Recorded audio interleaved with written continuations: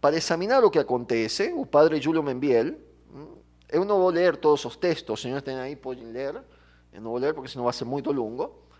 Ele diz que temos que analisar o que acontece com a luz da teologia, a luz da fé. Não se pode só olhar a realidade de todas essas coisas. O padre Membiel tem escrito muito sobre isso. Para conhecer realmente o que está acontecendo, tem que ser olhado, a realidade tem que ser olhada com a luz da revelação. É assim, senão não se chega a entender. É o que nós vamos a tentar de fazer aqui. Nosso Senhor Jesus Cristo nos fala, nos diz: aprendei da figueira esta parábola. Quando seu ramo se torna tenro e as suas folhas começam a brotar, sabeis que o verão está próximo. Da mesma forma também vós, quando virdes todas essas coisas, sabeis que ele está próximo às portas. Em verdade vos digo que esta geração não passará sem que tudo isso aconteça. Passarão o céu e a terra, minhas palavras, porém, não passarão. Para muitos, assinala o padre Castellani, o Apocalipse é um livro enigmático, virtualmente hermético, e por conseguinte resulta inútil lê-lo, porque é uma coisa que não se entende. Mas custa pensar, não se pensamos como católicos, que Deus tenha legado à sua igreja uma revelação tão impressionante, porque Apocalipse quer dizer isso, revelação, sabendo que resultaria inacessível, que ninguém iba a entender essa revelação, que era uma revelação tão difícil que a igreja não poderia entenderla, como que é uma coisa inútil. Resulta não só difícil, mas impossível pensar que Deus vai atuar dessa maneira, porque Deus não faz coisas inúteis. Um enigma insolúvel é o contrário de uma revelação, e o livro Apocalipse quer dizer revelação. Então, quando nós sentimos falar, talvez sacerdote que fala, não, o Apocalipse é impossível de entender, não. Nós temos toda uma tradição de santos doutores da igreja que tem interpretada a profecia. Que tem interpretada. Tem coisas que são enigmáticas, sem dúvida. Mas o livro foi deixado como uma advertência para nós.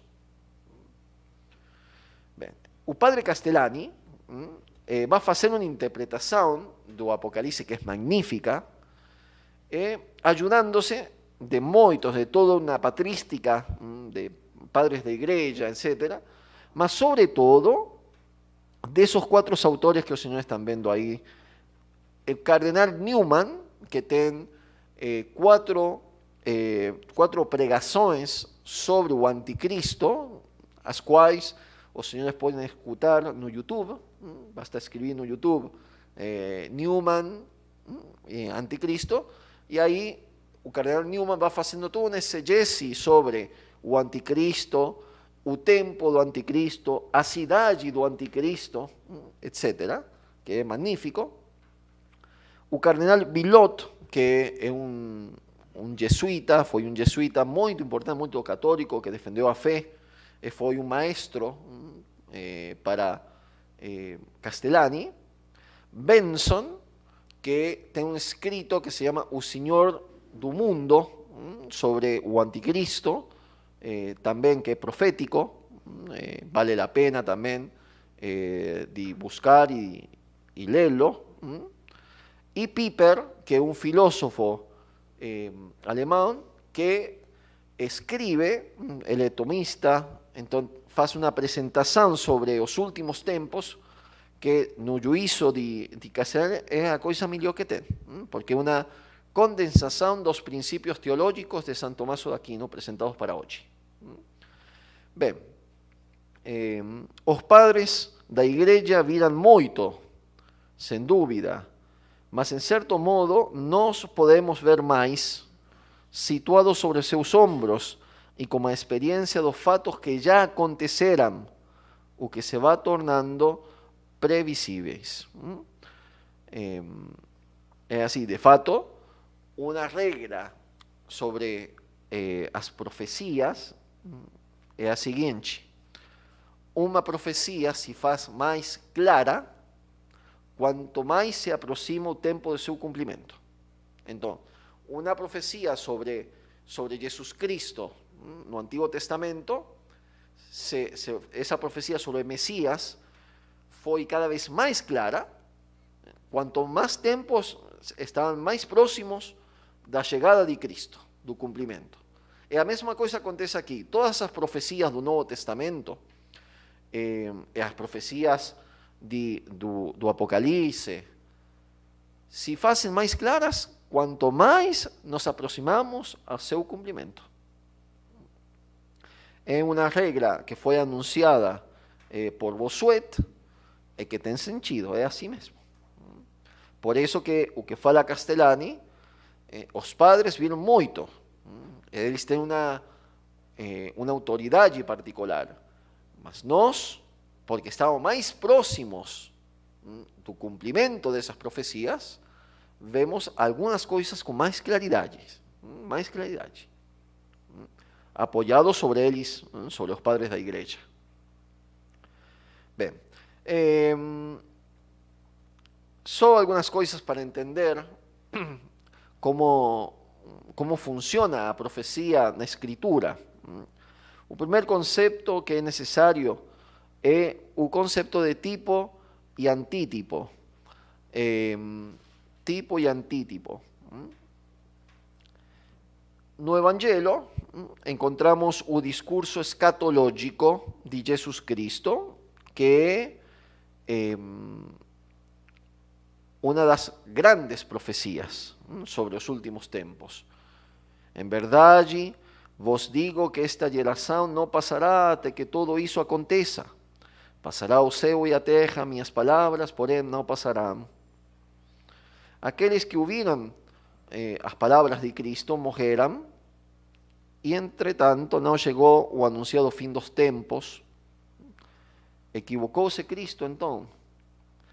Castellani julga que aqui se esconde a chave que explica o sentido da interpretação profética, que é isso do tipo e antítipo. Toda profecia, nos diz o padre Castellani, se desenvolve em dois planos e se refere de uma vez a dois acontecimentos. Isso é muito importante. Todas as profecias têm isso como dois planos. Um próximo e outro para o fim dos tempos. Um próximo chamado tipo, e outro remoto chamado antítipo.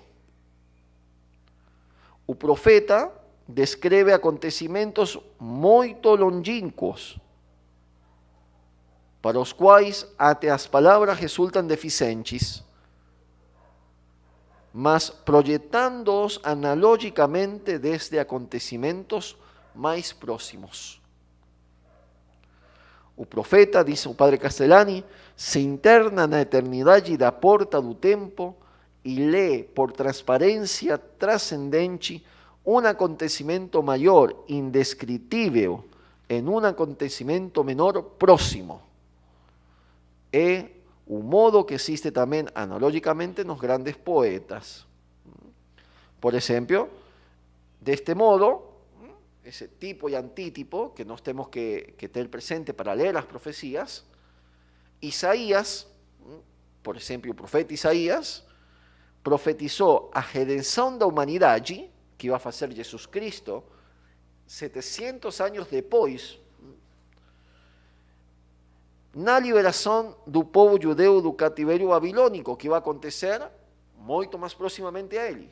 Então, ele vê a redenção do povo judeu que estava preso por os babilônicos, mas nisso que está profetizando, ele está olhando para um evento muito maior, que é a redenção de Cristo, de todo o povo, de toda a humanidade.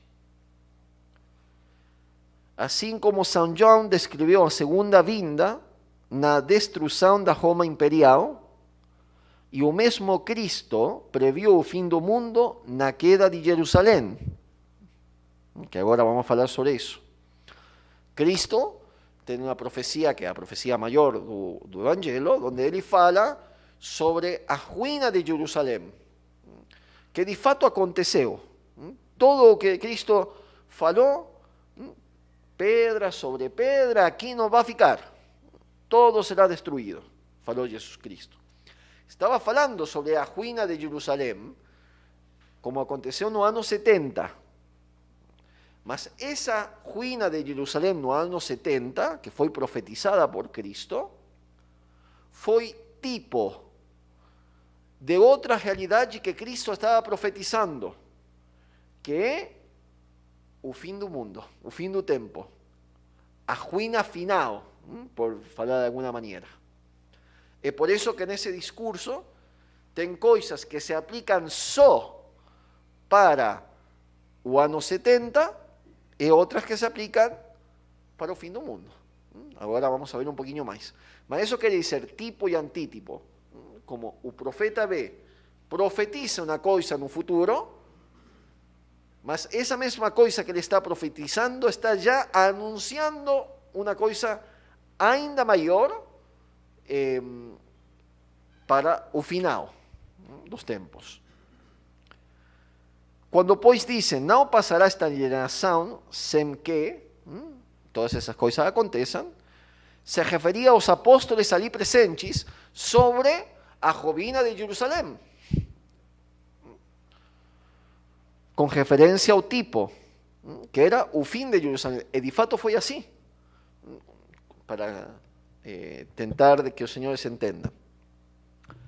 No ano 70, o que aconteceu foi que os judeus se revoltaram contra Roma, então Roma mandou o papá do imperador Tito para dominar Jerusalém, para evitar essa revolta que estava aí. Iniciaram uma guerra, mas nesse momento o papá de Tito foi chamado novamente para Roma, ele voltou e foi feito imperador de Roma, então ele mandou seu filho para continuar o trabalho. Quem era o filho? Tito, o general Tito, assim se chama. Quando Tito chegou, cercou novamente Jerusalém. O cerco que tinha feito seu pai foi um cerco, estava cercada, mas um cerco aberto, se podia entrar e sair da cidade. Quando os apóstolos viram que a cidade foi cercada, como Cristo tinha falado na profecia, quando veredes Jerusalém cercada, bem, então aí lembraram-se da profecia de Cristo, que me está na cidade tem que ir para os montes, e quem está nos montes não volte para a cidade. Se lembram dessas palavras de Jesus Cristo? Isso fizeram os apóstolos. Todos fugiram de Jerusalém, os discípulos de Cristo. Todos os cristãos que estavam em Jerusalém fugiram, foram para os montes, para Jericó, para outros lugares. Quando voltou Tito, e cercou novamente Jerusalém, esse cerco foi diferente, porque ele cercou totalmente a cidade, ninguém podia entrar nem sair da cidade, e ele destruiu Jerusalém, totalmente. O templo foi totalmente destruído. E como falou Cristo, pedra sobre pedra não ficou. Mas os discípulos se salvaram, ¿por quê? Porque se lembraram das palavras de Cristo. Então, Cristo estava falando sobre o tipo, que era essa destruição do ano 70, como aconteceu de fato. Mas essa mesma coisa é anunciando o que vai acontecer também no fim do mundo. Bem, perfeito. São João afirma no Apocalipse que a parousia está perto. A parousia quer dizer a chegada de Cristo. A parousia é um momento em que Jesus Cristo vai se manifestar novamente na sua segunda vinda. O faz desde o começo, quando titula o livro Revelação de Jesus Cristo, Deus la concedeu para que mostrasse aos seus servos as coisas que devem acontecer muito em breve. Assim inicia o livro, até o final, onde reiteradamente lhe faz repetir a Cristo: eis que venho em breve.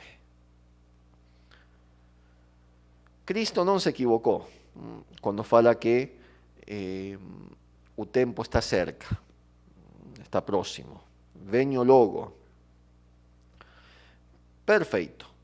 Então, esse venho logo tem uma interpretação que eu só vou a falar assim muito brevemente.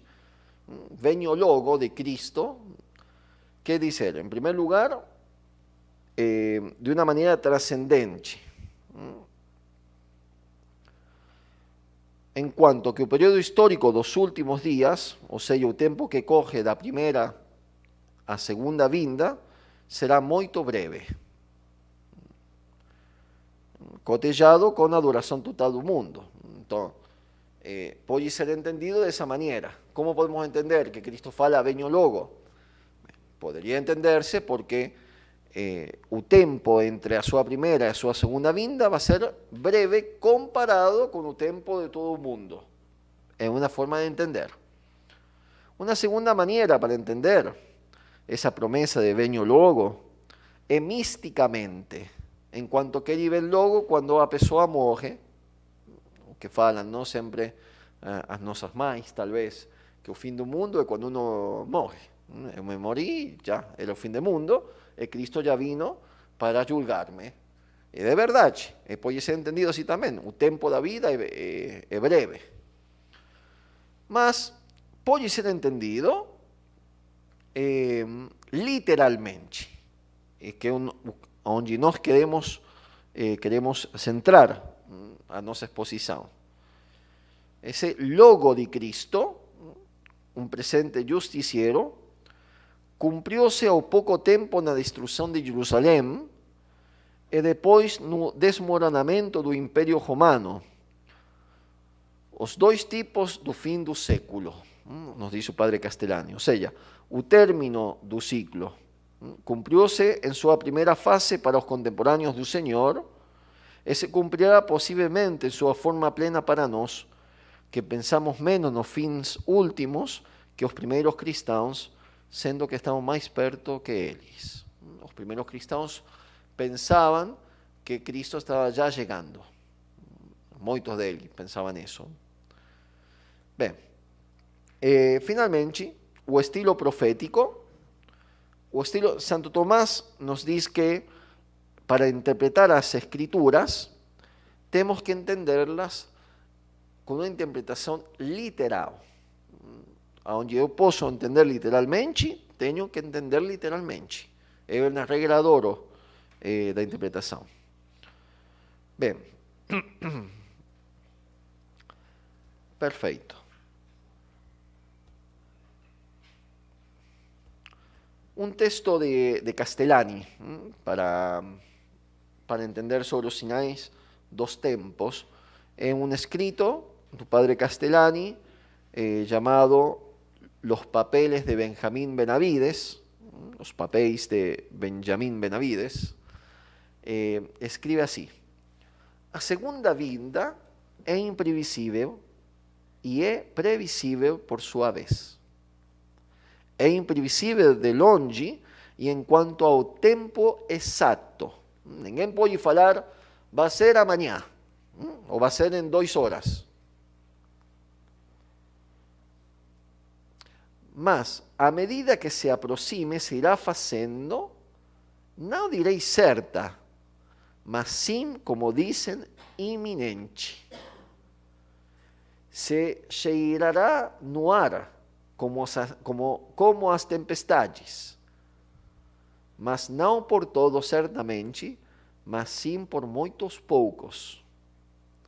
quer dizer que, à medida que nos aproximamos ao tempo da segunda vinda de Cristo, se ven, não poderemos falar de que já vai acontecer agora mesmo, mas será uma coisa que será percebido por os bons cristãos, que já está próxima a liberação, que é a segunda vinda. Pasa-lhe ao Apocalipse o que a todos os livros proféticos, que só se tornam claros à medida que se vai cumprindo as profecias. Fala o padre Castellani assim: é natural que, tendo acontecido 2000 anos desde a primeira vinda e encontrando-nos mais perto do fim da história, estejamos mais capacitados para entender melhor as coisas relativas às ultimidades. Por isso, alguns autores dos tempos recentes conseguiram inteligir os fatos com mais claridade que os mesmos padres da igreja, embora em continuidade com eles. Quando uma profecia se cumpre, então todos aqueles que a aguardam em seu coração crente, e somente eles, veem com claridade que não podia ser de outra maneira. Ao igual que Piper, Castellani observa como algunas das coisas anunciadas no Apocalipse, que antigamente puderam parecer irrealizáveis e até ridículas, hoje as vê como perfeitamente possíveis. E mais nós agora, nesse tempo. Faz só um século, Renan, que é um autor que se apresenta como cristão, mas em verdade ele é um dos padres do modernismo, um autor ruim, se permitia burlar do apóstolo João e de sua imaginação oriental delirante e desmesurada por as coisas que ele escreveu no Apocalipse. Tal diferente do sereno equilíbrio e elegante compostura da imaginação grega. Um exército de 200 milhões de homens, como fala o Apocalipse. Então Renan reía de isso. Un ejército de 200 millones de homens, diz com ironia, aludindo a Apocalipse 9:16. Pois bem, na última guerra, que foi a Segunda Guerra Mundial, houve perto de 200 millones de combatentes, contando os operários das fábricas de armas. Cidades inteiras que se derrumban en un instante e se convertem em ruínas. E nós sabemos que hoje só entre a China e a Índia tenían un ejército mayor de 200 millones de hombres juntos. Então não é uma estupidez, não? Bem, vamos a passar diretamente a interpretação do Apocalipse, fazendo da seguinte maneira. Vamos a fazer com os personagens que vão aparecendo no Apocalipse. Então, em primeiro lugar, Cristo e o dragão, no livro do Apocalipse. Na tela de fundo do livro, aparecem os dois grandes protagonistas. Acima de tudo, Cristo, Senhor da história, porque não é outro que o Senhor, o Kyrios, o Cordeiro, quem abre o livro selado, manifestando assim seu domínio pleno sobre os acontecimentos históricos. Cristo, no livro do Apocalipse, ele está abrindo e fecha. O que ele abre, ninguém pode fechar. O que ele fecha, ninguém pode abrir. Fala o livro.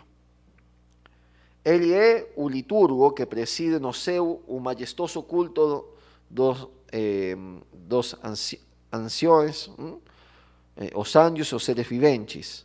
É também o guerreiro montado sobre o branco corcel, assim aparece no livro, com sua túnica salpicada no sangue de seu martírio vitorioso, que galopa, seguido pelos exércitos dos céus, também em cavalos brancos, e em cuja coxa está gravado seu nome, Rei de Reis e Senhor de Senhores. Frente a Cristo, o dragão, o demônio, o porta-bandeira das forças do mal, aquele que ao começo não te podem gridar, non serviam, non te serviré. Encabeça agora a rebelião decisiva e terminal, escoltando na demanda por dois auxiliares. A besta do mar, que será o dominador no plano político, e a besta da terra, que levará a cabo a falsificação do cristianismo. Ambas as bestas em estreita conexão à aliança que vamos a considerar agora. Então, a bestia do mar, que é essa bestia que aparece, que fala aí São João no capítulo 13 do Apocalipse. Besta do mar, o mar, na Sagrada Escritura, é sempre símbolo do mundo, da inestabilidade do mundo. Por isso, quando Cristo camina sobre o mar, é verdade, ele caminhou sobre o mar. É verdade isso. Ele manifesta com o seu poder que domina a natureza, mas também manifesta que o seu poder está por acima do mundo. E que a igreja será tribulada por esse mar, como aconteceu com os apóstolos, quando estavam na barca de Pedro, mas que se eles ficam com Cristo, o mar vai ter que obedecer-los, e não vai poder contra a igreja, mesmo que meta perigo sempre, mas não vai poder vencer. O mar é sempre signo do mundo. Essa besta que São João no Apocalipse, no capítulo 13, vê surgir do mar, é a besta na ordem do mundo, quer dizer político, da sociedade civil. Isso quer dizer, tá? A besta da terra, a terra na escritura, porque é a coisa firme, simboliza sempre a religião. Então, essa besta que também surge, que São João vê nesse mesmo capítulo, que surge da terra outra besta, as duas bestas estão sempre trabalhando para o dragão. Essa segunda besta é uma besta que será no plano não civil, mas religioso, dentro do que nós vamos fazer. Vamos falar dentro, aunque en verdade não se pode falar assim com propriedade, mas escondido dentro da igreja de alguma maneira, porque ele vai fazer uma deformação da nossa religião. Isso quer dizer. Bem, a primeira besta, então, essa besta, que é o anticristo. Quando nós falamos do anticristo, é a primeira besta, que será o dominador político. Acima de tudo, a primeira besta, ou anticristo. Com certo facilismo, se acreditou reconhecer o anticristo nos inimigos concretos da igreja, que se foram apresentando ao longo da história. O mesmo João deu pé a isso quando em sua primeira carta disse que o anticristo já estava no mundo, assim como que havia já nele muitos anticristos, denunciando assim a analogia entre os malvados de seu tempo e o último e maior inimigo ventudo do Senhor. Os primeiros assinalados como tais foram os imperadores romanos, que desencadenavam perseguições. Assim, alguns padres viram o anticristo na pessoa de Nero ou Diocleciano. Não se equivocavam de todo ao afirmar tal coisa. E por quê? Porque depois vamos a ver, não sei se vamos a ter tempo, mas quando Santo Tomás fala sobre o anticristo, fala que o anticristo é uma figura meta-histórica.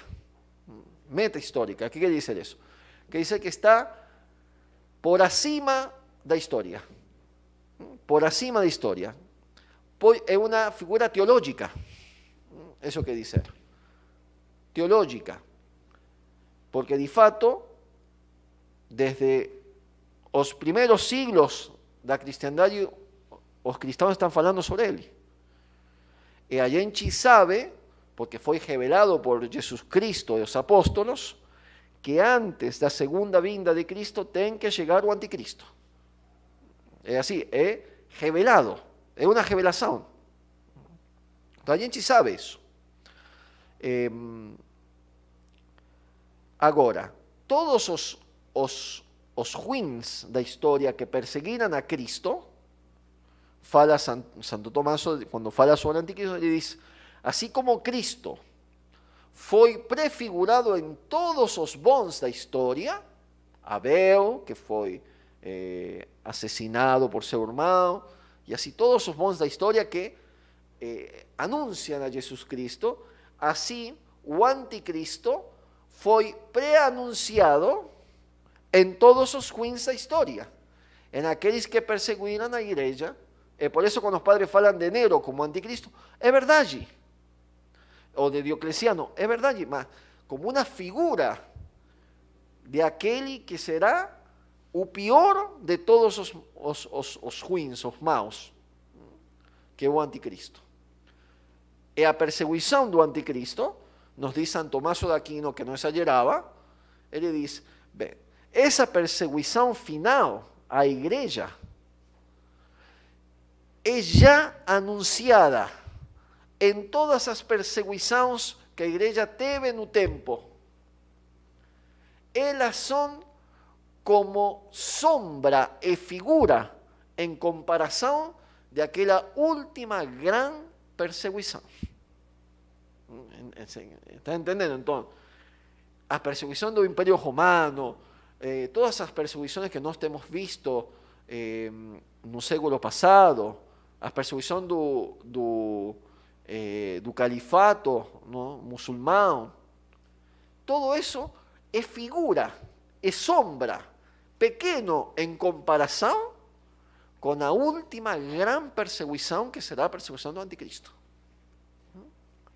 E de fato, Cristo se vai manifestar porque em atenção aos cristãos desse tempo, para salvá-los. Perfeito. Então,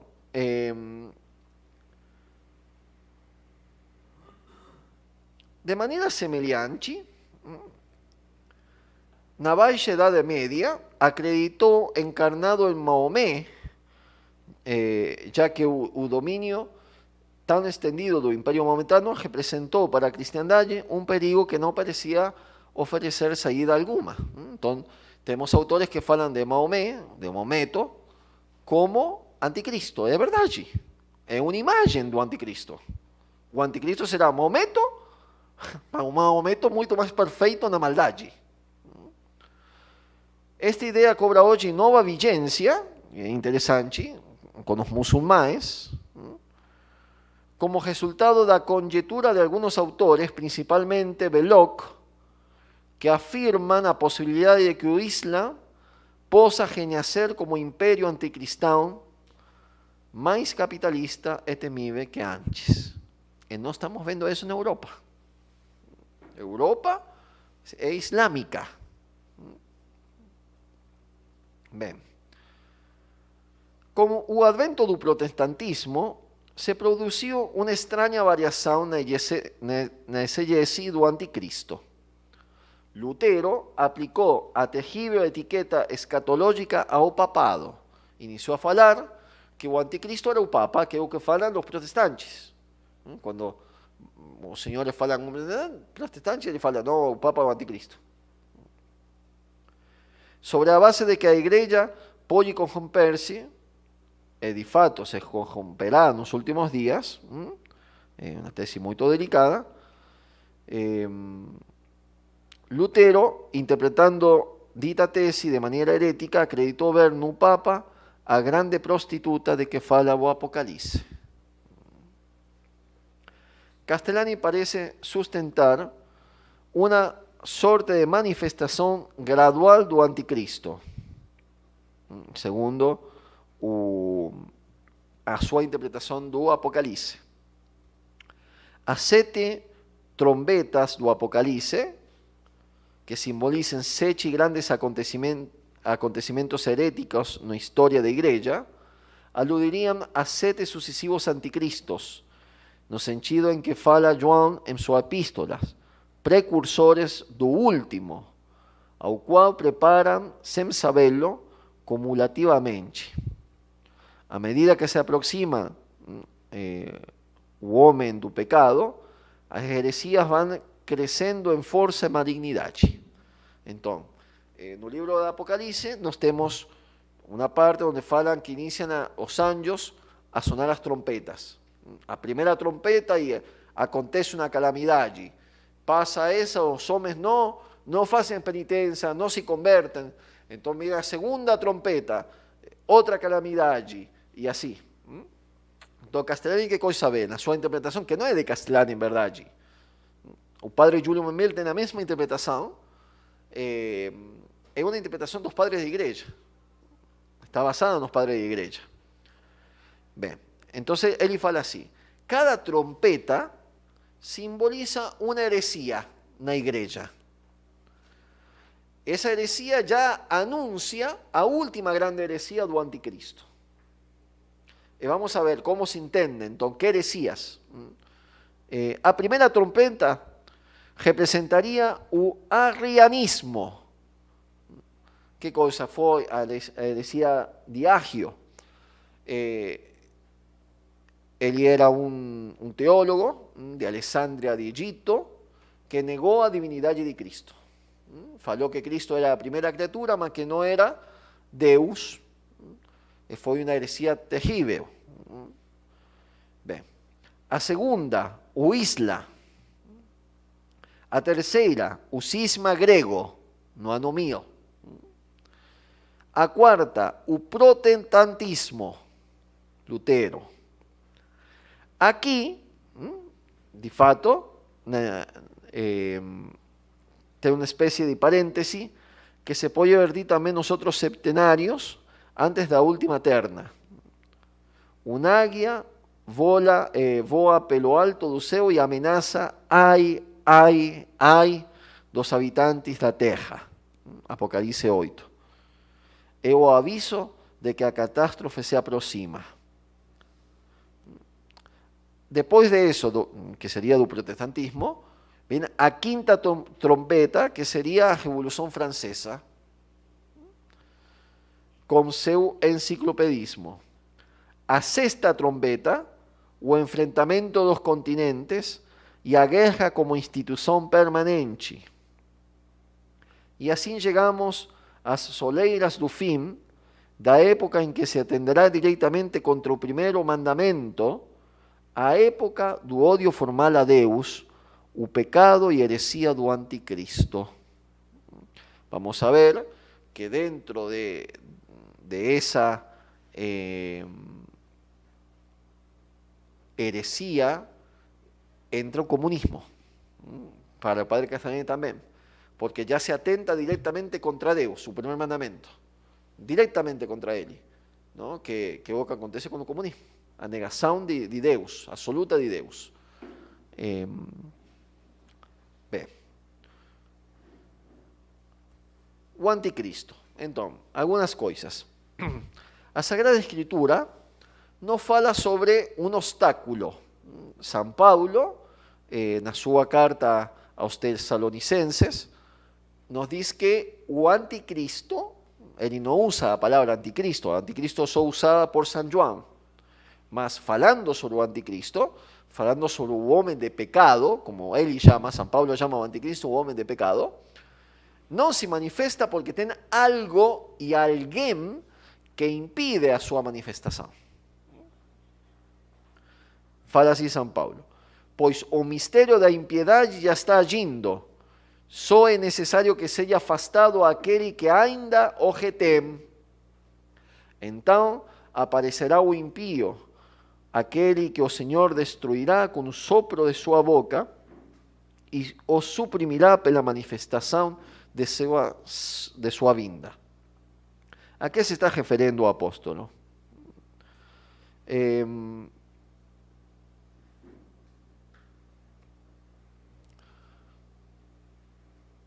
A algo que combate ou retarda a aparição do anticristo. São Paulo o chama em grego katechon, o katechon, o que impide, o obstáculo, isso quer dizer, para a manifestação.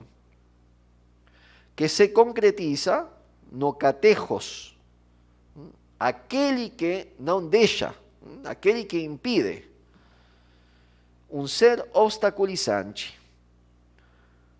Até que dito catejo não seja tirado do meio, não se manifestará o homem sem lei, o anticristo. Qual, então, é este enigmático obstáculo? Alguns padres da igreja pensaram que o catejo, em neutro, obstaculizante, era o Império Romano já cristianizado, que situado sobre 4 colunas, o exército, a família, a religião e a propriedade privada, impedia o estalo da iniquidade sempre à espreita. E o catejos, em masculino, obstaculizante, era o imperador romano. Assim entenderam muitos padres da igreja, que quando o Império Romano fosse destruído, então seria, veríamos a manifestação do anticristo.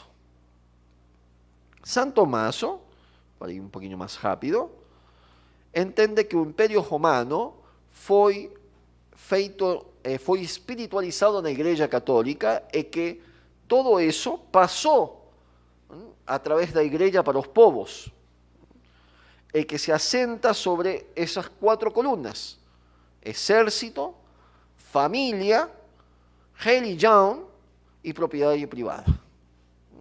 Então, se os senhores iniciam a ver, se essas realidades não foram corrompidas para ser tiradas do meio da sociedade, podem ver que não precisa muito comentário. É sempre pensando no comunismo, que depois vamos falar mais sobre isso. Mas o comunismo, como de fato ataca as 4 coisas. ¿Por quê? Porque perverte o exército para meterlo en contra de Deus, en contra do mesmo povo também. Bem, perfeito. Esse império, em verdade, o Império Romano, o imperador, também tem uma concretização histórica. Diz assim, San Tomaso, acreditando ver na cristiandade medieval a continuação do Império Romano. De algum jeito, esse império, mal ou bem, permaneceu até recentemente. Para Castellani, o Império Romano, batizado em Constantino, restaurado no Carlos Magno, triunfante em Carlos V, foi decapitado em 1806 pelo sabre de um soldado vitorioso que encarnava os princípios da Revolução Francesa. Francisco I da Áustria teria sido o último imperador dos romanos. Assim, a seu juízo, historicamente falando, segundo Castellani, o império morreu a princípios do século passado.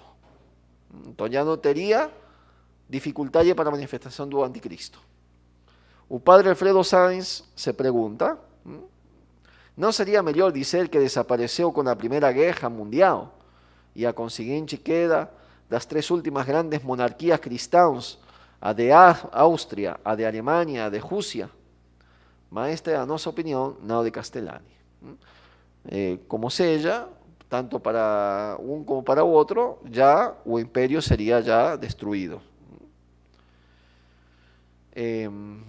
Bem, alguns autores pensaram que o catejon era a mesma igreja, cuja presença constituía o último obstáculo para a manifestação do anticristo. Assim opina San Justino, o primeiro comentador do Apocalipse, quando fala que eclésia de meio fiat, que a igreja será tirada do meio da sociedade. E como de fato já tem acontecido aqui, não? O poder civil não dá atenção para a igreja, não reconhece os direitos de Deus.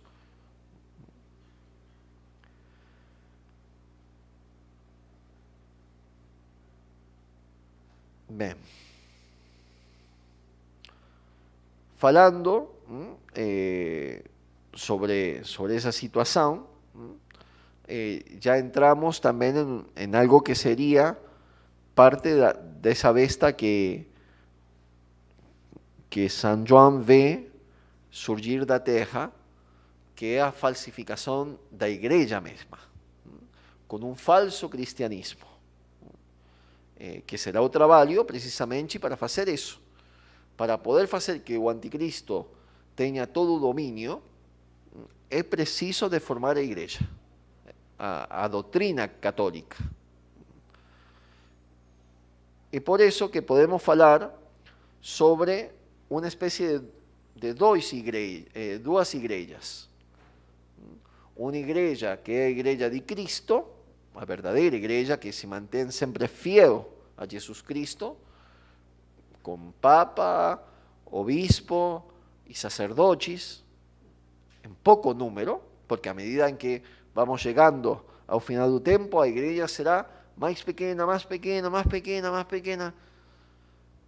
E ao mesmo tempo uma igreja exterior, que publicitada, aceitada por todo mundo, que fala de justiça social, de ajudar os pobres, mas não fala do dever com Deus, não fala sobre a necessidade dos sacramentos, da confissão, que fala através da ecologia, mas não fala sobre os preceptos de Deus para os homens. Uma igreja exterior aceitada pelo mundo, porque fala coisas que todo mundo concorda, que temos que cuidar o planeta, por exemplo. Bem, em sua novela, João 23, escribe Castellani que a igreja se diz em 3 sentidos. A igreja que é o projeto de Deus e o ideal do homem, e está começada no céu, a esposa, a qual São Paulo chama sem mancha, una.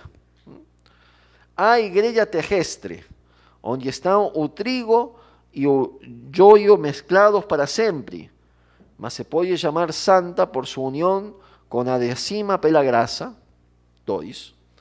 E há a igreja que vê o mundo, o Vaticano, que é a coisa exterior, não como essa igreja aqui, o que aparece, que trata com o mundo, que está possivelmente mais unida com o mundo que outra coisa e que descredita a todo.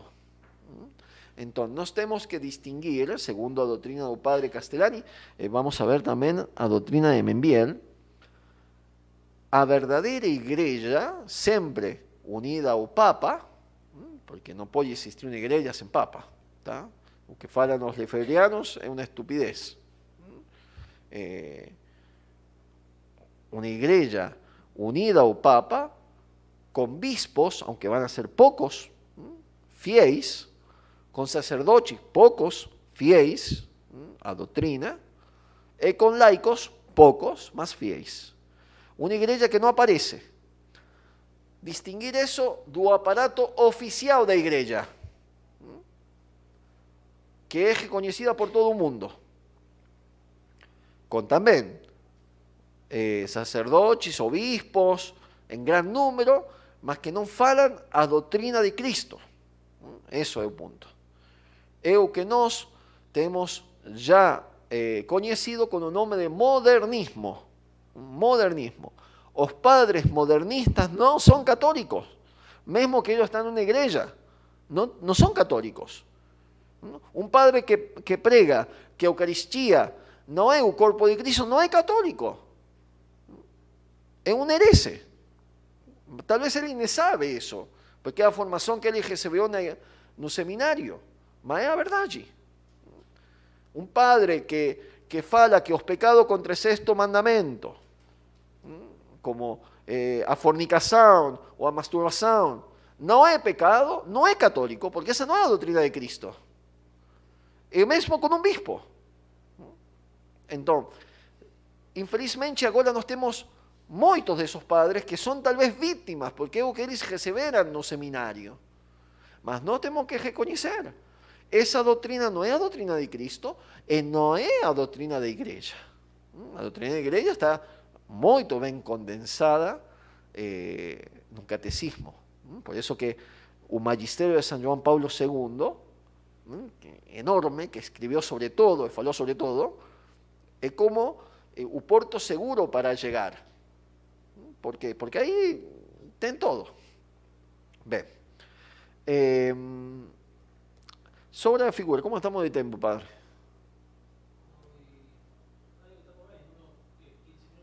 Ok. Uhum. Sobre a figura do anticristo. Deixamos aqui o obstáculo e falamos sobre esse homem iníquo. A primeira coisa que, talvez eu falo mais assim, não leo tanto, é que se trata de uma pessoa. O anticristo não é um movimento, não é a maçoneria. Mas atenção, não quer dizer que a maçoneria não seja um movimento do anticristo. Só que tem uma discussão muito longa já, que se fala se o anticristo é uma pessoa ou uma instituição. Não, é uma pessoa. Isso é assim, isso seguro. Uma pessoa, um ser pessoal. Mas que pode chegar acompanhado de uma instituição. Como geralmente nós vemos que um movimento genera um líder natural desse movimento. Então, um movimento de apostasia deveria ter um líder natural. Esse seria o anticristo. É uma pessoa, em concreto. Nosso Senhor fala sobre ele, segundo San Ireneo, cuando en San Juan, capítulo 5, versículo 43, dice a los judeos: vim en nome de meu Pai, mas não me acolheis. Se alguém viesse em seu próprio nome, vos o acolhereis. Então, esse que vai vir no próprio nome, não no nome do Pai, mas em seu próprio nome, é o anticristo. Por isso que o anticristo, segundo a doutrina de San Ireneo, los padres de igreja, prácticamente todos eles, segundo também a interpretação de Castellani e a interpretação do padre Membiel, será o Cristo dos judeus. Entenderam? Então, o anticristo será o Cristo aceitado por os judeus. Quando chegasse o Messias que eles estão esperando, esse Messias que eles esperam, porque eles rejeitaram a Cristo, esse Messias que eles aceitam será o anticristo. É por isso que tem muitas coisas aí que são sinais muito fortes. Por exemplo, Jerusalém, dada novamente para os judeus depois de praticamente 2000 anos. O Estado de Israel foi refundado e a língua foi ressuscitada depois de 20 siglos praticamente. É uma coisa, é um sinal forte, como é um sinal forte que eles esperam que o Messias, basta só ver alguns vídeos dos judeus messiânicos, dos judeus, de Jerusalém, de Terra Santa, ortodoxos, como eles falam que já o Messias está chegando. E quando ele vai vir, ele vai reconstruir o nosso templo, o templo de Jerusalém, que também é parte do que falam as profecias, que entre as coisas que o anticristo tem que fazer é reconstruir e dar novamente culto em Jerusalém, para os judeus. E de fato, acho que 5 anos atrás, já se iniciou uma escola rabínica em Jerusalém, onde eles estão já treinando os levitas para oferecer o sacrifício quando seja reconstruído o templo. Então, são coisas de agora, que estão acontecendo agora. Bem, será, segundo San Ireneo, da tribo de Dan, o anticristo será un judeu da tribo de Dan. Bem, ¿qué es nacionalidad allí? No sabemos qué nacionalidad allí será, pero sí sabemos que será judeo. Entonces puede ser americano, argentino tal vez, puede ser. Argentina tinha ou tem a segunda comunidade mais grande de judeus no mundo, depois de New York. Bem, e esse anticristo o que vai fazer é reconstruir o Império Romano. Não no sentido de novamente como império, mas as províncias do império. Ele vai ser o imperador de uma Europa unida. Assim fala Castellani, assim falam já muitos padres da igreja, falando sobre o império. Será a cabeça dessa nova Europa con una con gala de humanitarismo. Entonces, fala o padre Castellani. En realidad, o anticristo no se presentará como un personaje sinistro, a perversidade encarnada. Será por certo demoníaco, mas não aparecerá tal, mas sim fará gala de humanitarismo e de humanismo. Se fingirá virtuoso, embora de fato seja cruel, soberbo e mentiroso. Anunciará possivelmente a restauração do templo de Jerusalém, mas não será em benefício dos judeus, mas sim para entronizar-se dele e receber ali honras divinas, possivelmente como filho do homem, como autêntico Messias, como o fruto mais perfeito do humano, soberanamente divinizado. Bem, a obra isso é interessante.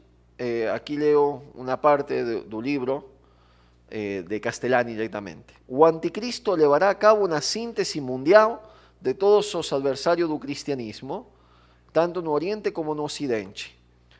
En su libro sobre el Apocalipsis dice Castellani que conseguirá realizar una especie de conluio entre el capitalismo y el comunismo. Entonces, hacer una unión entre los dos, capitalismo y comunismo. Ambos procuran o mesmo paraíso terrestre por meio da técnica, em ordem à edificação do homem. A ideologia que os une é comum, a da iminência. O paraíso na terra, o hedonismo sem limite. A sombria doutrina do bolchevismo, comunismo, não será a última heresia, mas sim sua etapa preparatória e eufórica messiânica. O bolchevismo, o comunismo, se incorporará, será integrado nela. Esta amalgama do capitalismo e o comunismo en una unidade englobadora será justamente a façanha do anticristo. Unir as duas coisas. Bem, a mesma coisa fala o padre Membiel, não tenho tempo aqui para ler todas as coisas, não? Mas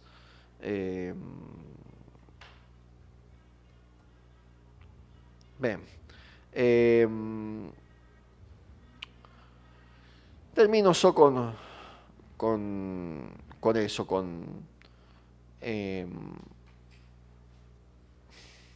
uma conclusão. É muito longo, não tem tempo para dar todo, não?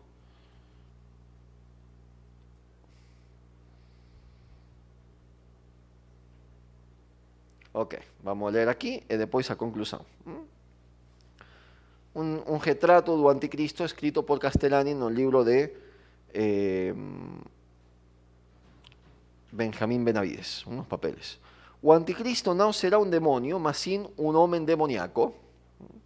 Terá olhos como de homem, levantados como a plenitude da ciência humana, e fará gala de humanidade e humanismo. Esmagará os santos e abaterá a lei, tanto a de Cristo como a de Moisés. Triunfará 3 anos e meio, que é o tempo que ele vai governar. 3 anos e meio, segundo as profecias. A tercer morto sine mano, não por mano de homem. Fará imperar a abominação da desolação, ou seja, o sacrilégio máximo. Será soberbo, mentiroso e cruel, embora se fingirá virtuoso. Fingirá possivelmente reedificar o templo de Jerusalém para ganhar aos judeus, mas para si mesmo o edificará e para seu ídolo Maosim. Idolatrará a força bruta e o poder bélico, que isso significa Maosim, fortalezas ou monumentos.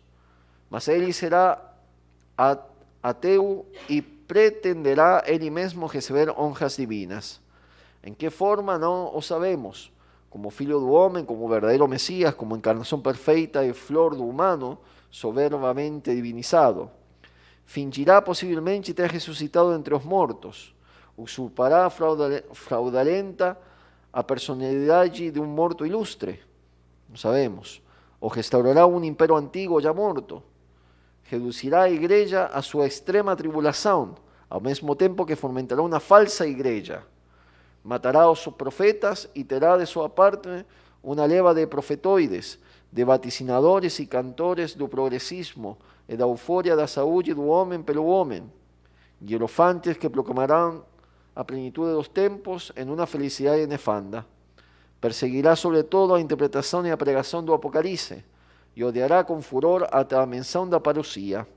Em seu tempo haverá verdadeiros monstros que ocuparão sedes e cadeiras e passarão por varões pios religiosos e até santos, porque o homem do delito tolerará um cristianismo adulterado. Abolirá de modo completo a Santa Misa e o culto público durante 42 meses, 1260 dias. Imporá pela força, pelo controle de um Estado policíaco e pelas mais acendas penas, um culto malvado que implicará em seus atos apostasia e sacrilégio. E em nenhuma região do mundo poderão escapar os homens à coação deste culto. Terá por toda parte exércitos potentes, disciplinados e cruéis. Imporá universalmente o reino da iniquidade e da mentira, o governo puramente exterior e tirânico, uma liberdade desenfrenada de prazeres e diversões, a exploração do homem e seu próprio modo de proceder hipócrita e sem misericórdia. Haverá em seu reinado uma estrepitosa alegria falsa e exterior, cobrindo o mais profundo desespero. A caridade heroica de alguns fiéis, transformada na miséria até a morte, sustentará no mundo as ilhotas de fé, mas ela mesma estará de contínuo ameaçada pela traição e a espionagem. Ser virtuoso será um castigo em si mesmo e como uma espécie de suicídio. Bem, termino com um texto. ¿Por qué? Porque o anticristo finalmente será abatido por Cristo, ¿no? Es muy simple como termina la historia. Más interesante como Padre Membiel, no año 70, ten vista toda cómo va a ser no final. Prestem atención porque esto es la parte más importante, en verdad. O mundo do anticristo se adiancha velozmente. Tudo concorre a unificação totalitária do filho da perdição. Daqui também o êxito do progressismo cristão, do modernismo. O cristianismo se seculariza ou se ateiza. Como se tem de cumprir nesta idade cabalística as promessas de assistência do Divino Espírito à Igreja, e como se tenha que verificar o porte inferi non prevalebunt, as portas do inferno não têm que prevalecer, não cabe na mente humana. Mas assim como a igreja começou sendo uma semente muito direito, e se fez árvore frondosa, assim pode reduzir-se em sua frondosidade e ter uma realidade muito mais modesta. Então, o que fala o Padre Membiel? Assim como a igreja começou sendo muito pequena e depois foi grande, pode acontecer que nos últimos tempos tenha que tornar-se pequena novamente. Sabemos que o mistério da iniquidade já está obrando, mas não sabemos os limites do seu poder. Entretanto, não há dificuldade em admitir que a igreja da publicidade possa ser ganha pelo inimigo e convertir-se de igreja católica em igreja gnóstica. Então, toda essa casca, como se diz lá? A casca. A casca da igreja, não? A coisa exterior, o aparato exterior da igreja, possa ser ganada por o inimigo. Fala o padre Benvier. Pode haver duas igrejas.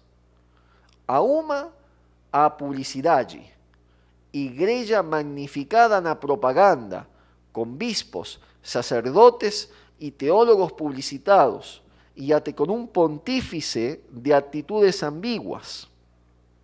E outra, igreja do silêncio, com um papa fiel a Jesus Cristo em seu ensinamento, e com alguns sacerdotes, bispos e fiéis que les sean adictos, espalhados como Pusillus Grex, como pequena grey, por toda a terra. Esta segunda seria a igreja das promessas, e não aquela primeira que pudesse defeccionar. Então, duas igrejas. Uma, a casca publicitada, com muitos sacerdotes, muitos obispos, e outra pequena do silêncio, uma com um papa de atitudes ambíguas e outra com um papa fiel. Mas agora vem a coisa importante. O mesmo papa presidiria ambas as igrejas, que aparente e exteriormente não seriam senão uma. O papa, com suas atitudes ambíguas, daria pé para manter o equívoco, porque por uma parte, professando uma doutrina irrepreensível, seria cabeça da igreja das promessas, por outra parte, produzindo feitos equívocos e até reprováveis, apareceria como como alentando a subversão e mantendo a igreja gnóstica da publicidade, como alimentando isso. A eclesiologia não estudou suficientemente a possibilidade de uma hipótese como a que aqui propomos, mas se se pensa bem, a promessa da assistência da igreja se reduz a uma assistência que impeça ao erro introduzir-se na cadeira romana, na mesma igreja, e além que a igreja não desapareça nem seja destruída por seus inimigos. Nenhum dos aspectos desta hipótese que aqui se propõe fica invalidado pelas promessas consignadas nos distintos lugares do Evangelho.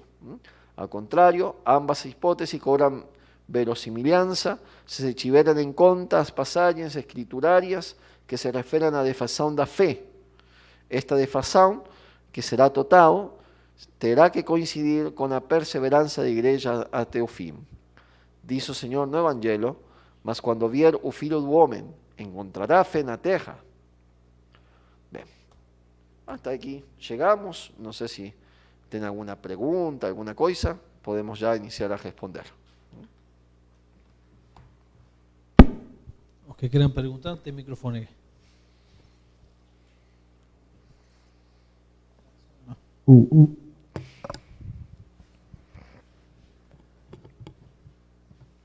É interessante lo que dice da abolición da Santa Misa. Lo que estamos viviendo, que nunca en la historia de la iglesia se ficó sin, si ven, se continuó celebrando misa, y a ello que se va a continuar celebrando misa, esa iglesia fiel, más que similitud con el tiempo que estamos viviendo. Es la abolición pública del sacrificio, entonces que está prohibido por el Estado, ¿no? Mas después siempre, el sacrificio va a ter siempre.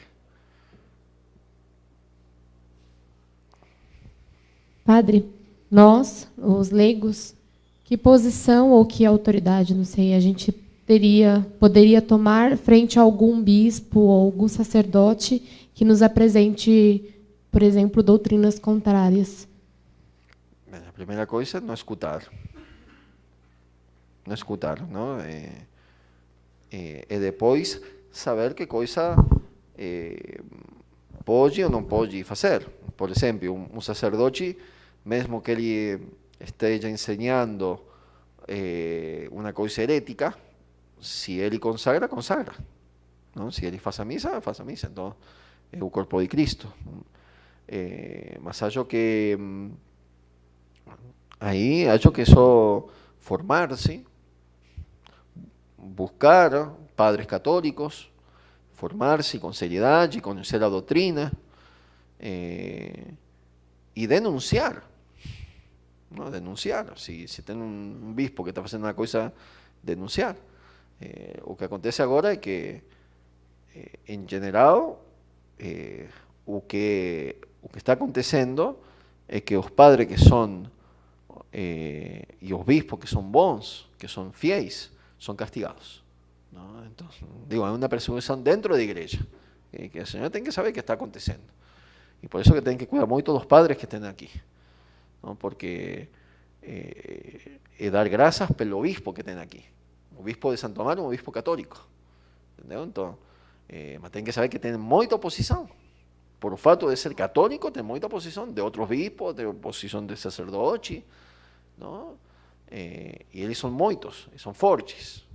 Então, como laico, só apoiar os bons e conhecer a doutrina.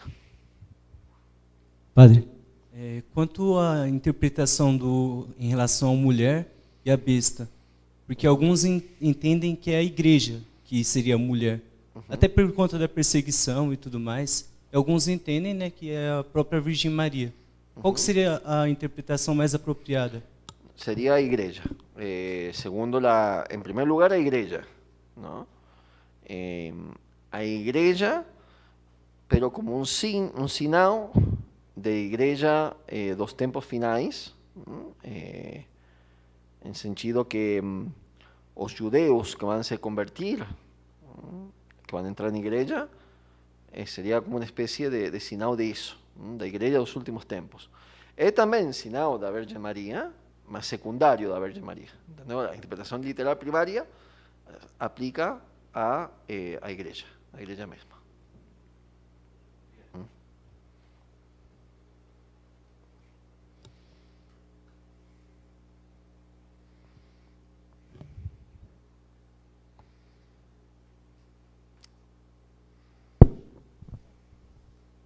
Y lembrando que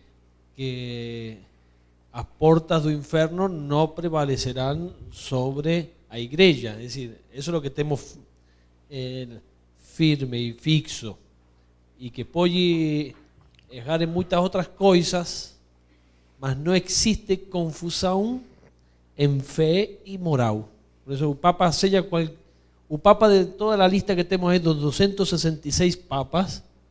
Nenhum desses papas teve papa que uno que teve con 12 años de edad y fue papa, otro que hicieron cosas erradas, mas nenhum de esos papas erró en fe y moral. Nunca va a errar. Entonces, eso serve como áncora. Por eso lo que falou o padre importante de estudar o catecismo. Ahí está tudo. No catecismo é un resumo que fez João Paulo II con Ratzinger, Bento XVI, un resumo de toda la teología da moral cristã que se tem que seguir, sacramental, está todo aí, por eso continuar estudando o catecismo. Y después cuando se fala da igreja, también que la igreja, ese modo ambiguo da igreja, no esqueçam que la igreja no son solo los padres, sino que vocês leigos son la igreja. Y desde la época esa, que o padre Castellani, Membiel, son todos do año 70, artigos do año 70. Ahí está el Concilio Vaticano II, todo. ¿Cuántos leigos se opuseran en aquella época a los ensinamentos de la iglesia en fe y en moral? Todo lo que era moral conjugal, la castidade, métodos anticoncepcionais. Muitos católicos da fachada se opuseram e le fizeram a contra o Papa, le fizeram a mídia, os católicos da mídia, todo aí, Leonardo Boff era o cara também, todo era, são os teólogos, o cara da teologia se opuseram ao ensinamento do Papa. É decir, nesse sentido também, que fazer os leigos? Não ser ambíguos também. Não ser ambíguos, porque também poderíamos estar nós mesmos ajudando ao anticristo. Bem, alguma outra pergunta aí? Bem, então terminamos aqui. Muito obrigado e salva de palmas ao Padre. E antes do lanchinho vamos a fazer a entronização, aproveitar a visita do Padre, a entronização do Sagrado Coração na comunidade dos padres, na casa dos padres.